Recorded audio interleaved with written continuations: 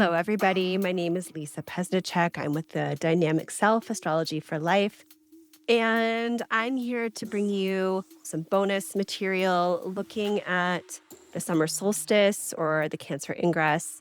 And I'm also going to take a look at the United States solar return chart for 2026, which is coming up on July 4th. A lot of it goes hand in hand. We have a lot of repeated themes and that sort of thing. But these are some really great basic predictive tools to look at whenever you're looking ahead at what the nation's a year ahead looks like. The Cancer pulls it into quarters, which isn't always necessary, but I always look at it just because I think sometimes it can pull out themes that are really based in that Aries ingress, which is the beginning of the astrological new year. So everything nests into that Aries ingress chart, specifically these other ingress charts. And then, of course, the solar return chart is part of its own story within its natal or foundation chart. So, all right, let's pull up the charts. I think we're going to begin with the Aries ingress, just because, as I said, everything nests into this. And you guys have probably seen this already. But I think what's really important about this chart in particular is that we have this Gemini rising and Aquarius MC. And whenever I'm looking at charts, these are two really, really important placements. They show us the structure, the orientation of that year, and lets us know what signatures are important. And as we know, Mercury moves pretty quickly, and Gemini is Mercury ruled. So that's not going to be a very consistent planet to look at. But in this chart in particular, it does tell quite a big story.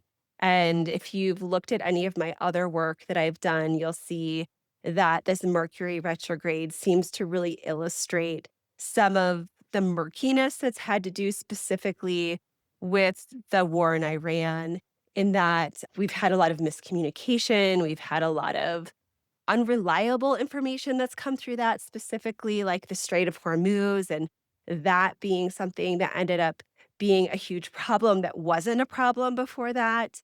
I think Mercury being in that water sign points towards a waterway, but more importantly, that Mercury is in its detriment, its fall, and its retrograde, and it's highlighted in the 10th house and is ruling that ascendant. So it has a lot of power and a lot to say in this chart and for the United States this year. So that's something I really wanted to point out. And just understanding that this is a theme that we're going to see throughout this time frame.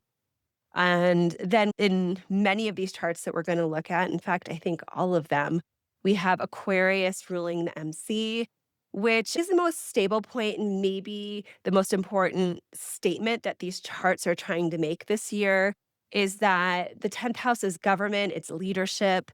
And in all of these charts, it's situated in the 11th house, either very close to Neptune or in a wide conjunction to Neptune.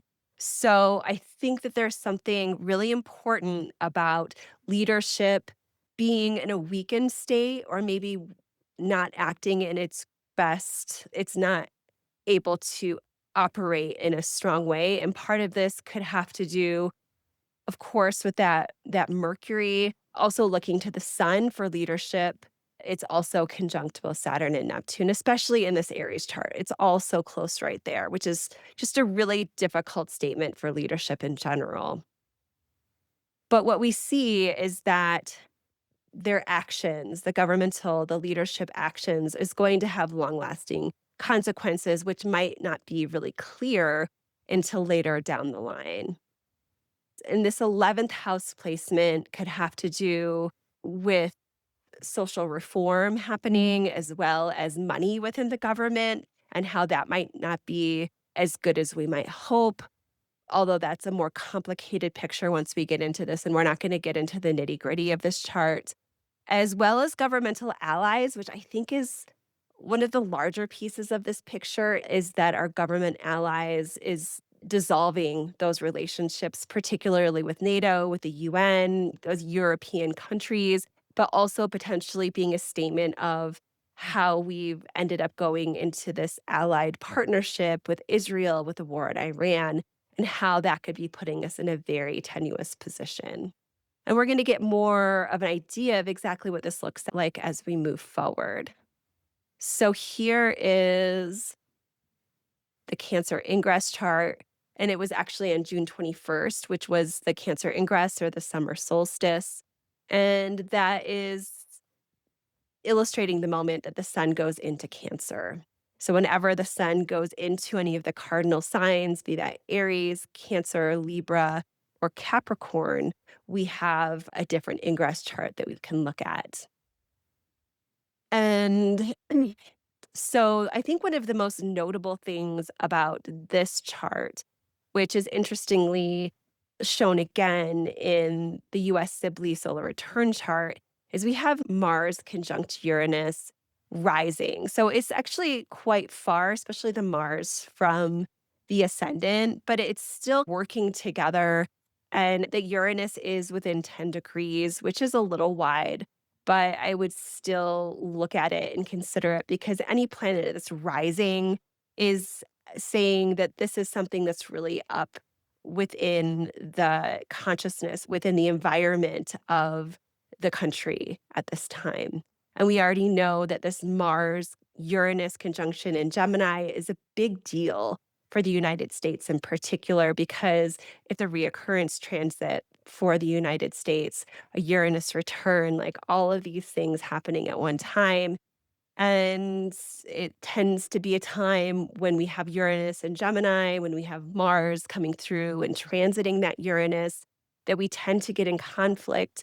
It began the American Revolutionary War, the Civil War, as well as World War II. So there's a little bit of a different picture for each one, but these are consistent themes that we've seen. So when we have this signature approaching and we're already in a conflict with Iran and things are tenuous with maybe Venezuela, definitely Cuba, that we're in a place where anything could trigger a longer term, much larger situation for the United States.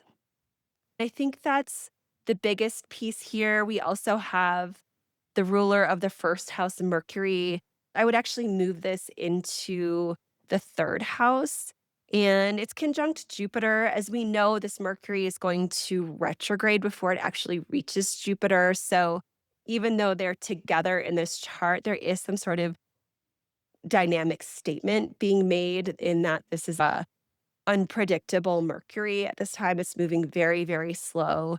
It's within about a week or so of stationing retrograde. I think that this puts a focus on transportation, communication, roadways and bridges, automobiles, as well as schools and also neighboring countries. So, possibly Canada and Mexico.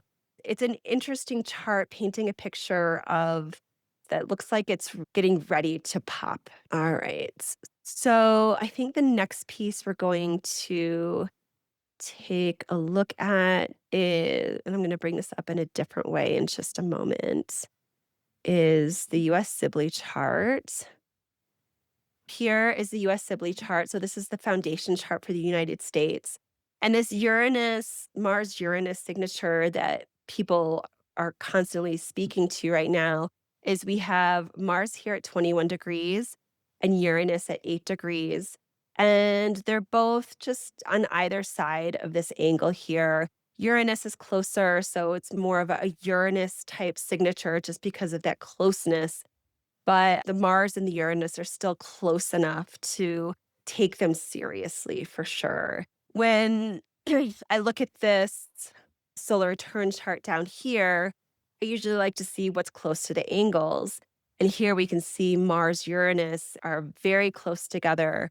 We know that the Mars Uranus conjunction took place on July 4th, which is actually on the United States birthday, But solar return charts are often cast for a day before or after the actual birthday. So here we see this is on July 5th. So Mars is a little under a degree away from that Uranus.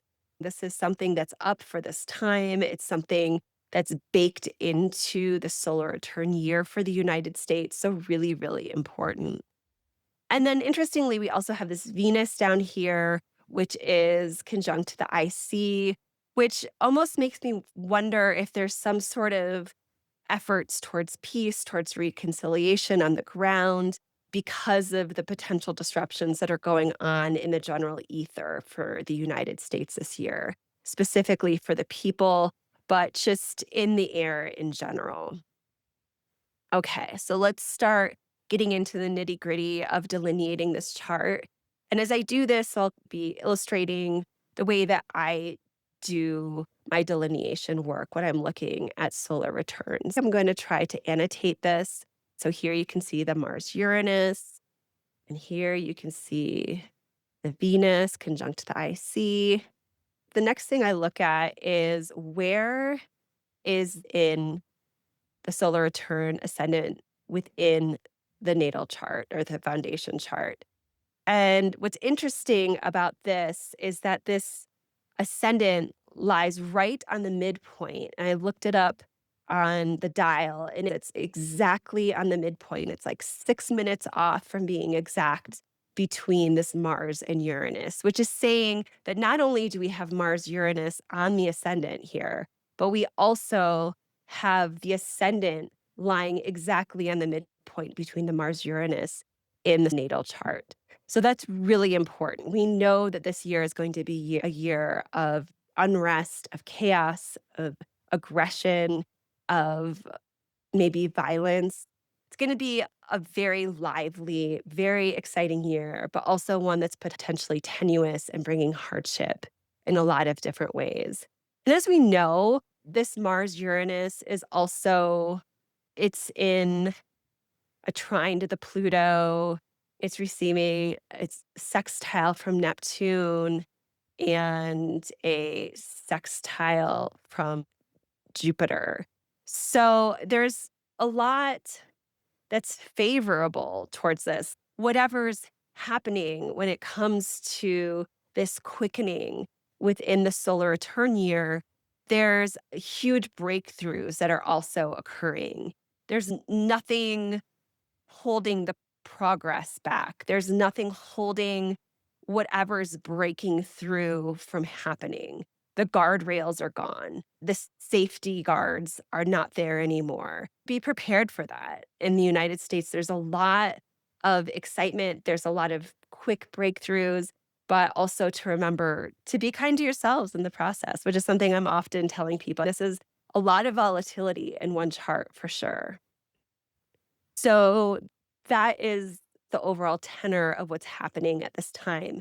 But whenever you have the solar return ascendant falling in the natal or foundation seventh house, that's a tough year because we're used to being oriented within our first house. This is our natal orientation. But when we take ourselves out of our first house orientation and dive into the seventh house orientation, the first question is why? Why are we moving so far away from our natal orientation? What's taking us out of our comfort zone? What's pulling us away from familiarity and sending us into something much different? And we already know because of the Mars Uranus that this is disruptive, but this seventh house placement of the solar return ascendant within the natal chart is stating that in a different way. And it's saying that we're uncomfortable because of partnerships that we have with other nations, or maybe these are our open enemies that we have within the world.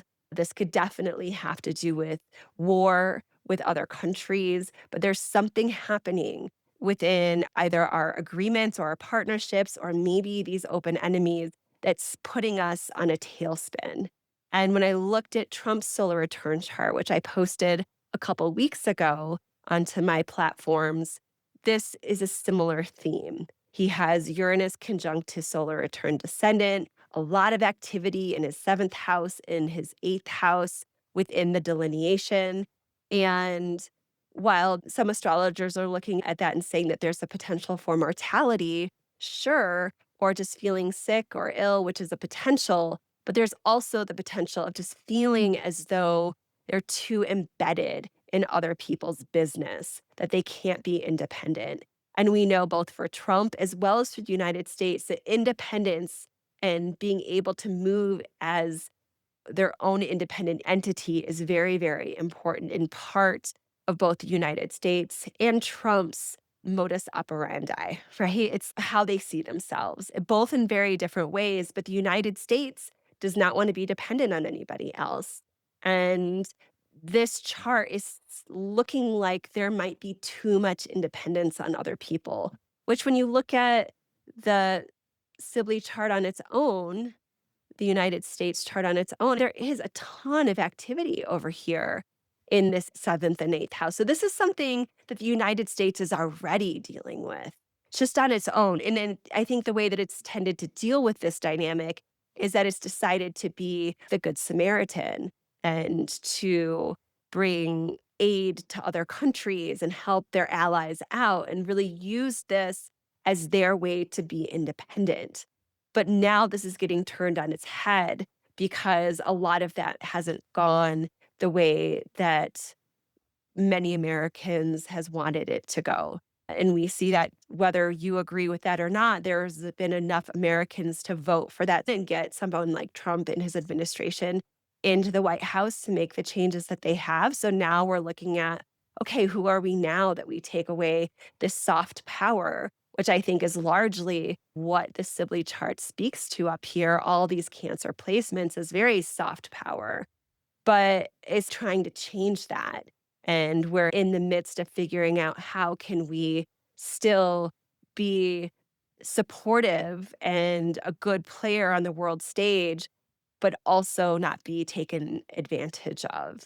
And whether we think that we've actually been taken advantage of or not, there's enough people out there that thinks that that is the case.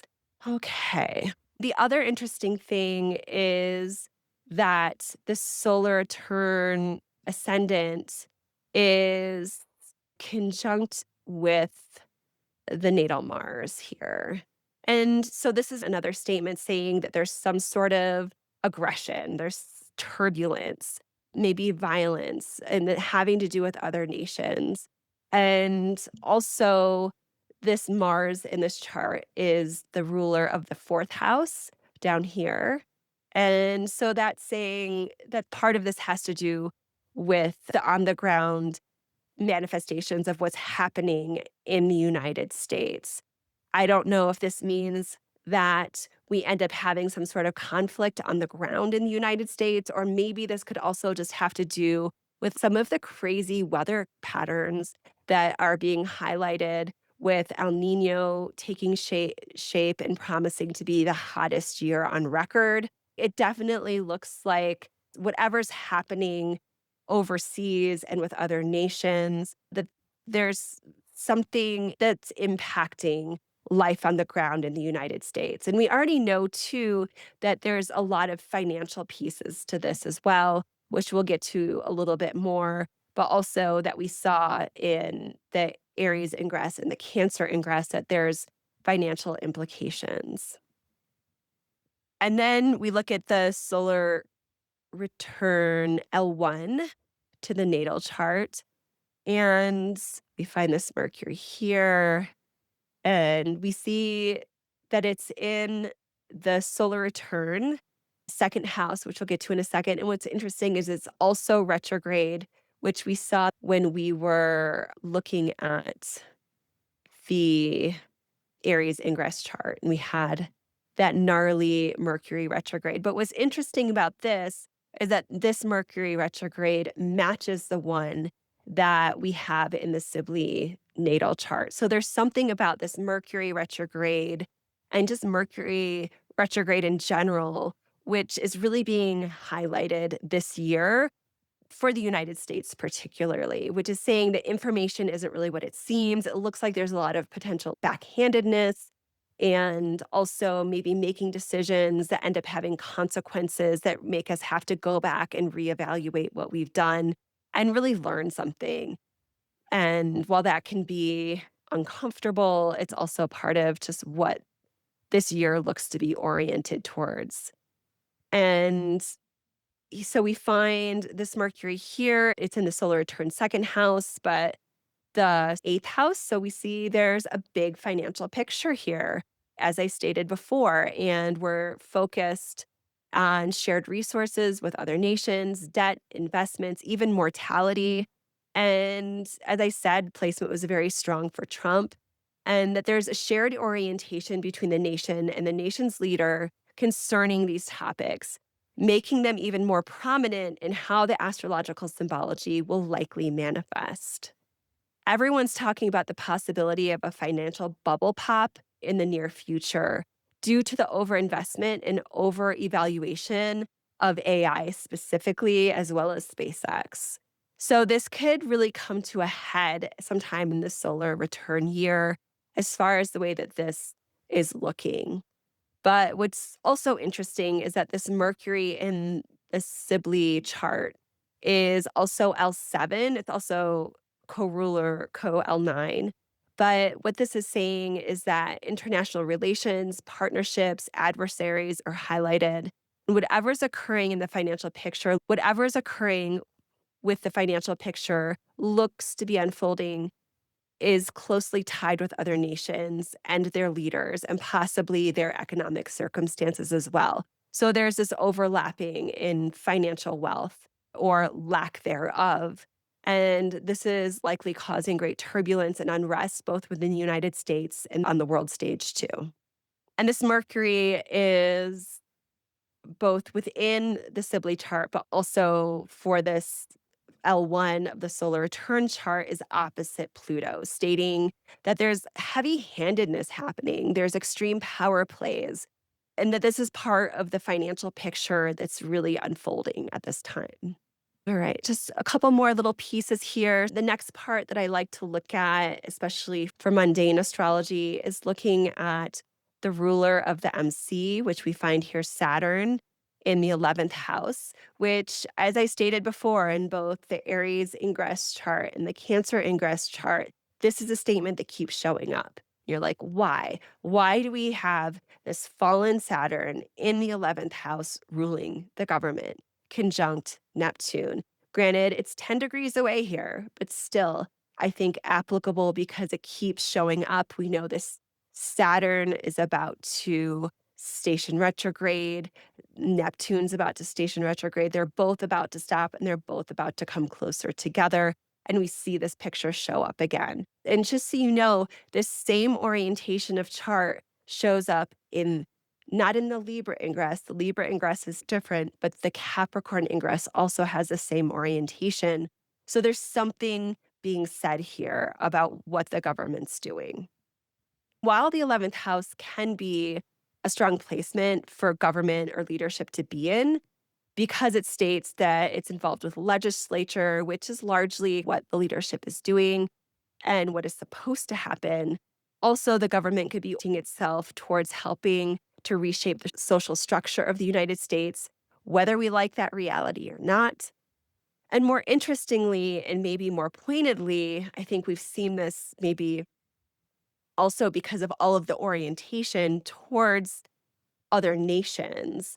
I think this could have to do with groups such as NATO or the UN that the United States is involved with. And we've seen this shift with the United States in these groups in a really historic way, in a way that I think will continue to unfold. And especially if we see this Mars Uranus conjunction play out this year in a way that brings more volatility to the United States, could fracture our relationship with these allies even more. That's the one piece that I think is really probably central to this, as well as possibly the financial piece that we've seen so strong within these charts, having to do with the actual money within the government and the government maybe not handling the money in a way that it should be, in a way that is favorable to the people of the United States and ultimately the longevity of the United States as well. But then when we look at this with the natal chart, we find that the Saturn is placed in the natal fourth house, which, as I said before, when I spoke to the solar return ascendant being conjunct Mars, which rules the fourth house, there's a focus on homeland, borders, domestic affairs, internal matters within the US that are brought to the forefront for the US government. There could also be investments in infrastructure, which could have to do with the development of AI facilities, which are largely being debated at this time, and which makes me wonder if the government might intervene in the process, which could cause alarm to the communities that this impacts. This placement could also suggest that the opposition party could have the upper hand at this time. And this is also suggested in the solar return chart, in that we have Venus conjunct the IC. I just recently learned from Wade Caves that when a benefic is in the opposite house of the party at hand, in this case, the Republicans represent the MC up at the top, then the IC is the Democrats, the opposite party. Then that one shows testimony. And when we have benefic in that house, we have Venus conjunct the IC, which represents Democrats. This can be one point of testimony saying that the Democrats might have the upper hand at this time, especially in regards to the upcoming midterm elections, which are happening in November of 2026. But of course, we'd have to look at more charts in order to get an idea of exactly what this is saying. This is just one piece of the puzzle.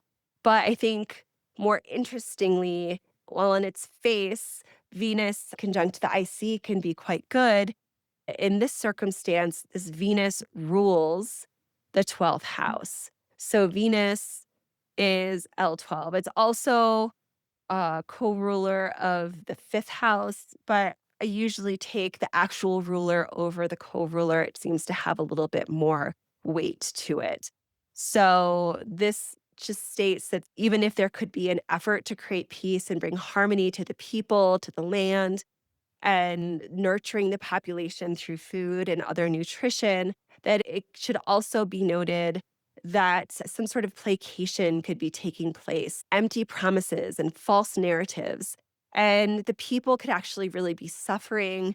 And this could have to do possibly with the poor governing that's taking place, which is illustrated by this Saturn in Aries conjunct Neptune, as well as financial concerns, which we know is a big part of this picture as well. We have what looks to be government running poorly, financial disruptions, an economy that's dissolving and going through some sort of difficulty. And while all of this is happening, there's a huge emphasis on other countries and events that are happening in other parts of the world and our ties to other countries. And in the meantime, the people are being smoke and mirrored. They're being really disrespected, essentially. And the real story of what's happening is being concealed. So, yes, there are potentially good things happening this year. I think that while we can tend to look at astrology as it being a lot of gloom and doom, it's telling us where the action's happening. And I will say that for this year with the Mars Uranus, it's a really intense signature. It's not really comfortable. It definitely pushes us outside of our comfort zone, which helps us to grow. And I think that's the most important thing that's happening right now is that there's a huge invitation to grow as a nation, an invitation to look at ourselves differently and react in a different way. And I don't know what that means for you and your community and where you stand, but just expect as a nation, as an American, if you are one, to feel as though you're walking on pins and needles at times, and stay away from your screens, stay away from the newsreels. They could be moving very fast and furiously at this time. I think that's mostly what I have to say here. I hope that you've gotten something out of this. Love to look at these charts. I think it's so interesting. I really find it to make me feel a little bit more assured That's the things that look chaotic and uncertain are actually supposed to be happening at that time. That there's a grand plan to all of it. And it makes me look at the news and look at all of what's happening in the world as part of a beautiful storyline, whether I like what's happening or not. That there's wisdom in the machine and that there's a reason behind all of it. And there's an invitation, I think, for all of us to step out of that comfort zone, as I said before, and find a new way to be an American, essentially. I think that this is a major growing pain for the American people and the government. It's definitely not an easy time to be a leader right now. Whether you like the leadership or not, nobody's having a really great time right now. And to be honest, most of these people probably will not make it out of the work that they're doing unscathed. There's going to be something that history holds them accountable for. But there could also be some great stuff that they do. So let's not take away the possibility of that happening too. Anyways, lots of love to all of you. This next solar return year for the United States, 250 years. That's a big deal. And this is a big chart to be entering 250 years with. I hope everybody stays safe. I hope that you find that you have more compassion and more empathy for where everybody's at because we're all just trying to navigate this inconsistency and quick moving, fast paced change in the best way that we can. Have some empathy for one another, even if you don't agree with them. I know that that can be really hard, but I think that in a time that's holding this much tension, it can be really good to remember that. Remember that we're all just doing our best, and we all think that our political positions or social ideals that they serve each of us in a way that works for us and that we're not here to change one another's mind. We're just here to do the best we can and hopefully put our community as US citizens in a place that's sustainable and really happy to live. If we're angry at each other all the time, it doesn't sound like a really happy way to live. So maybe that's idealistic of me. I don't know, but I just wanted to put it out there. Anyways, lots of love. Talk to you later. Bye.